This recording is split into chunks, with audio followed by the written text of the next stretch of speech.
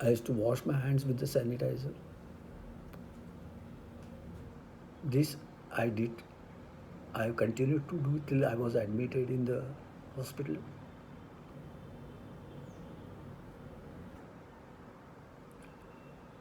Purchasing or buying of vegetables, sanitizing them at home, then sanitizing the in-house tables, teapoys, glass doors, glass windows, doorknobs was also being done at home very regularly. One more thing which I started was that this I started in the month of March. I started drinking tea in which I used to grate ginger a lot, and then herbal tea leaves, a drop or two drops of tulsi concentrate, followed by lemongrass and oregano. Oregano means in Indian language it is called as a ajovan or ova.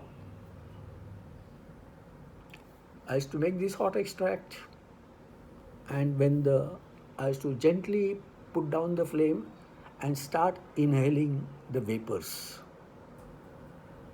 for nearly 2 to 3 minutes. I started using oximeter for myself and my family members also. I started maintaining a record, day to day record, and later on, 3 times in a day, record of SpO2 and pulse rate. Any observations in the pulse rate or SpO2, I used to mark it. But there, luckily for in my case, my oxygen rate never went down 95. It was fairly. If I took the averages of 2 3 months, it was around 96 point or 97 point something. Now, so these all precautions I was taking. I was taking vitamin D3, 1K, not 60K. 1K is equal to around 25 micrograms, and 60K is quite high. But it was one time a week, and I was taking 25 micrograms one time each day, along with zinc acetate, which 50 milligrams strength, then multivitamin tablets. Vitamin C, I started initially with 500 milligrams, but it caused a lot of gastric disturbances in my body, in my face, and I had some high heart rate because of the gases. It is called as a gastrocardiac syndrome.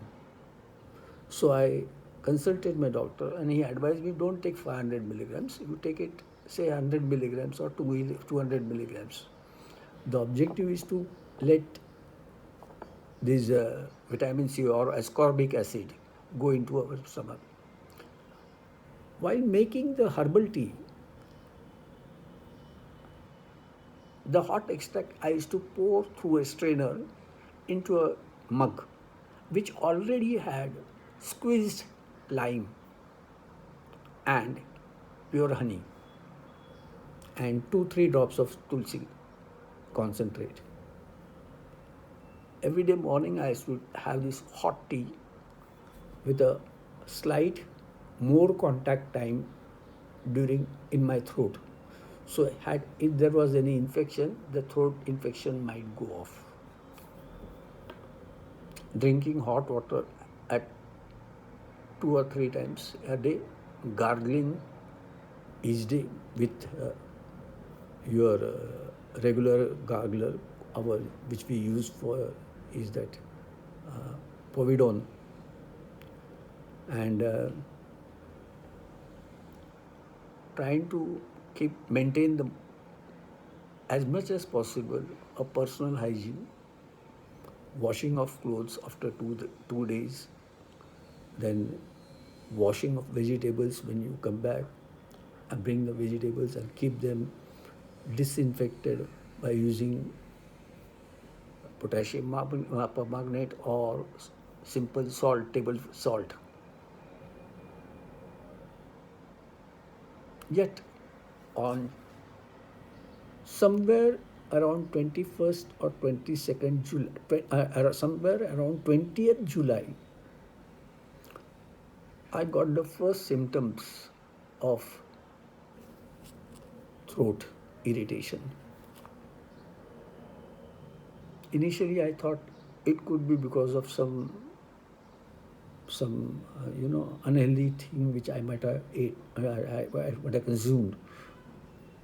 But then second day it persisted,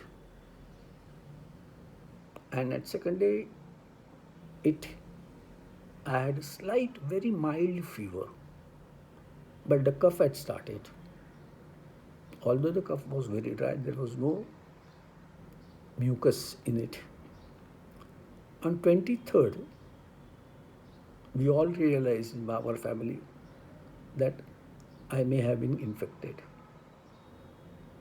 So I immediately went to a municipal corporation hospital,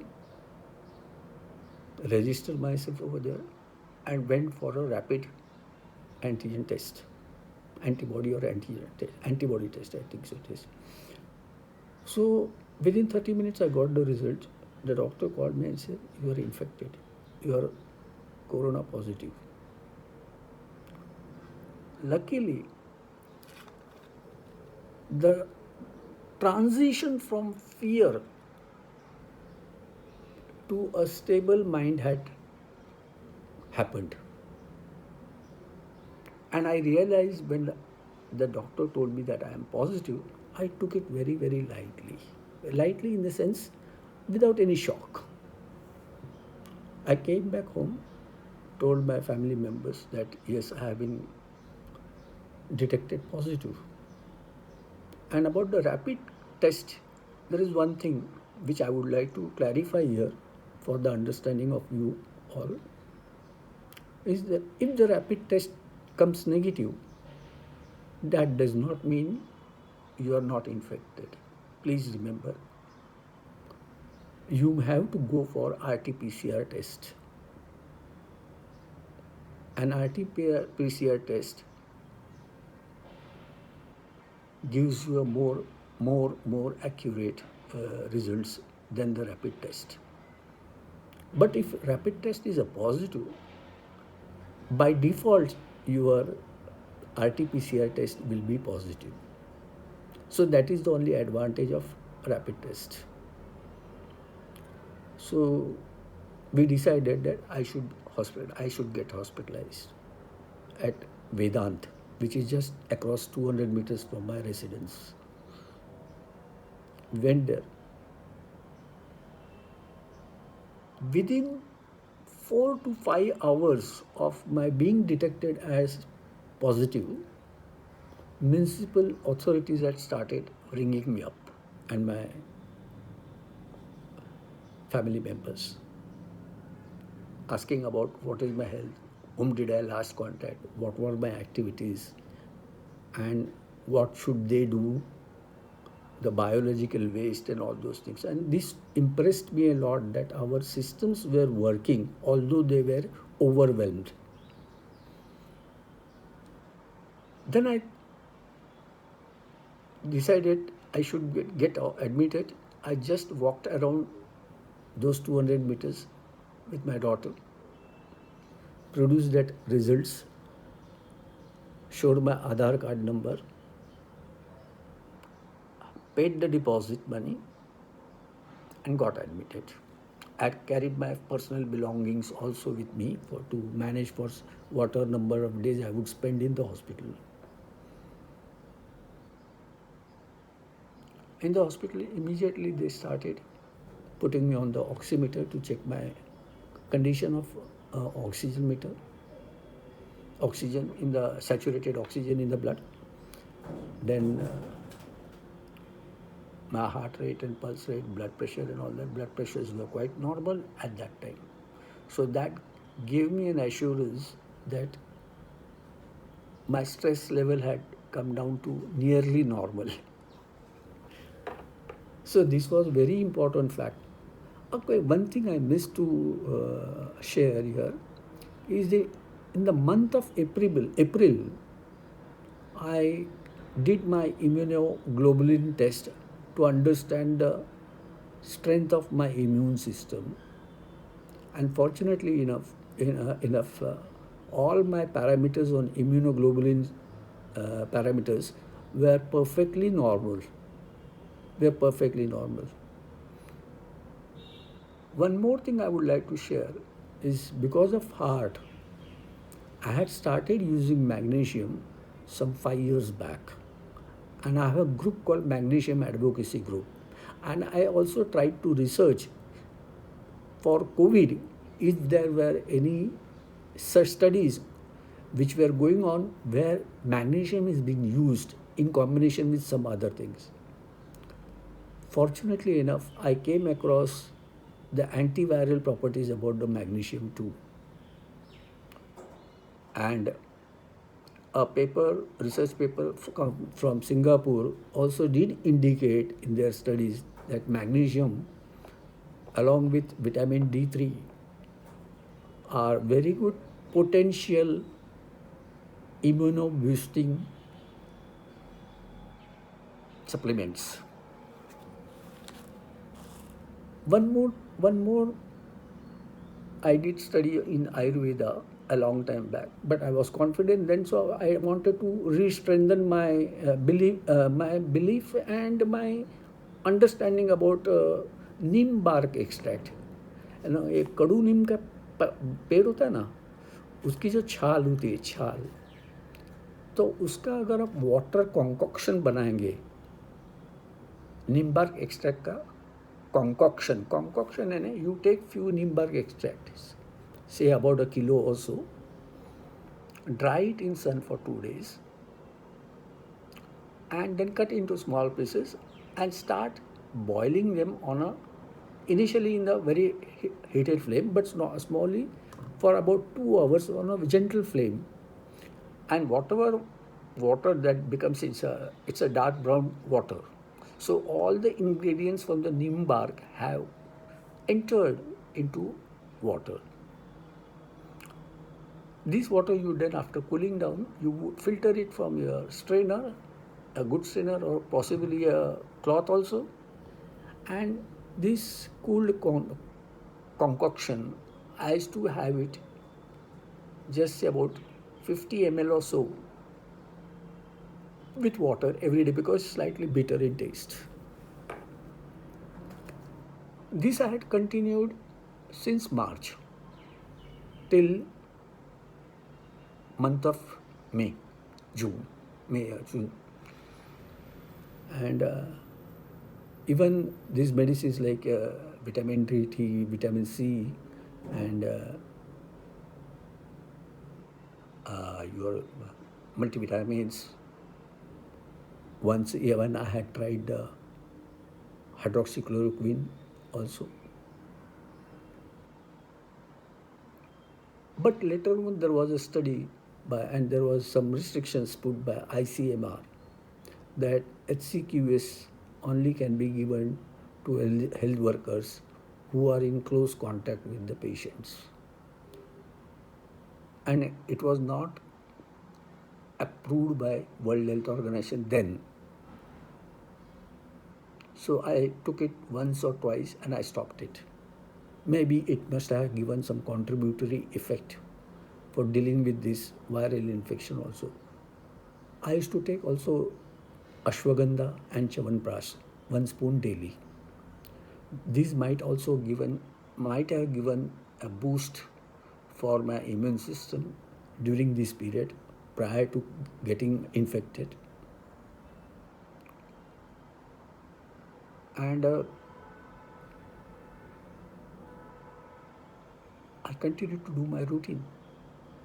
Every time in the evening, I used to go for a walk for about an hour or so, or 1.5 hours. Then there was one very important test disclosure by Dr. K. Agarwal, a veteran in heart ailments, and IMA for Indian Medical Association or maybe Indian Medical Council. So he has started giving good information through his YouTube videos every day and very religiously. So there was one video on the site is that a 6 minute walk test. A 6 minute walk test means people of any age group between 20 to 70 or 60 or 80 have to take a 6 minute walk and should cover minimum distance of 200 meters without feeling breathlessness. And immediately prior to the taking a walk, you note down your oxygen level, and post your walk immediately again you measure your oxygen level. And if there was a substantial drop of more than 5%, and if the drop continues for the long time till your heart rate is stabilized, then I think the doctor says the person must have been infected and he should immediately call for medical attention. This gave me one more hope that every day after a walk, when I used to check my oxygen levels, they were hardly a drop of 1% or 2% at any point of time. So that gave me a confidence what are precautions I was taking, where